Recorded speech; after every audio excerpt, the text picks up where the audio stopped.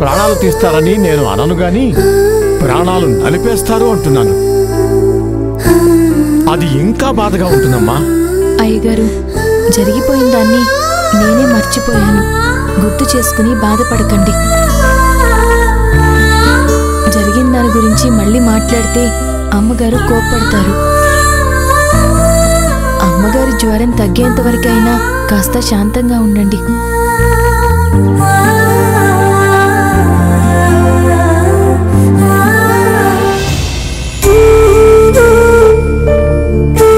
నీలాంటి దాన్ని కోడలుగా భావించకపోవటం కాదంబరి కర్మ.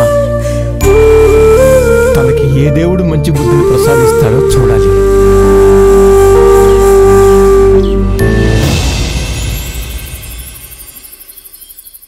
నిలవేణి, థ్యాంక్స్. మందులోకి నీళ్లు లేవనుకుంటుంటే తీసుకొచ్చావు. నీ టైమింగ్ బాగా నచ్చింది. తీసుకురా. సార్, ఇవి అర్ధరాత్రి దాహం వేస్తే తాగడానికే కానీ ఇప్పుడు తాగుతూ కూర్చోడానికి కాదు.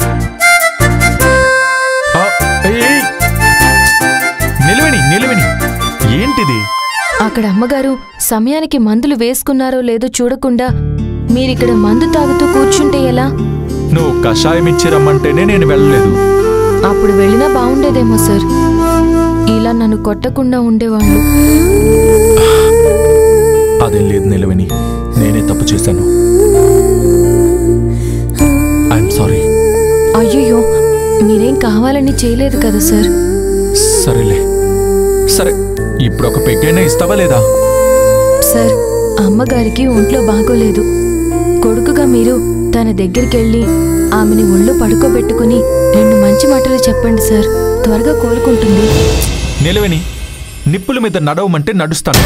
2 అంతస్తుల మీద నుంచి కిందికి దూకమంటే చెప్పు, నేను దూకుతాను. అయ్యో, అదేంటి సార్? మరి లేకపోతే ఏంటి? నా శత్రువు అంటూ ఎవరున్నారంటే అది మీ కాదంబరి అమ్మగారే.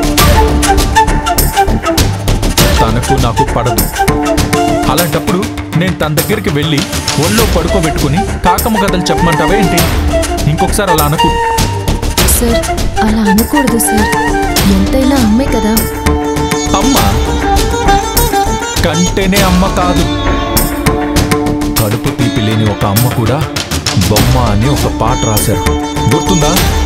అమ్మగారికి కడుపు తీపి ఎందుకు లేదు సార్? మీరంటే పిచ్చి ప్రాణం కాబట్టి అర్చన కాల్చిపోతే తల్లిగా తను తల్లడిల్లిపోయింది. ఓహో, అందుకే ఒళ్ళో పడుకోబెట్టుకుని జో కొట్టి ఇలా రుణం తీర్చుకోవాలంటున్నావా?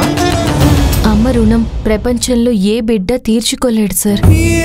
అమ్మకు సేవ చేయడం తప్పితే ఏమీ ఉండదు. ఇలాంటి అవకాశం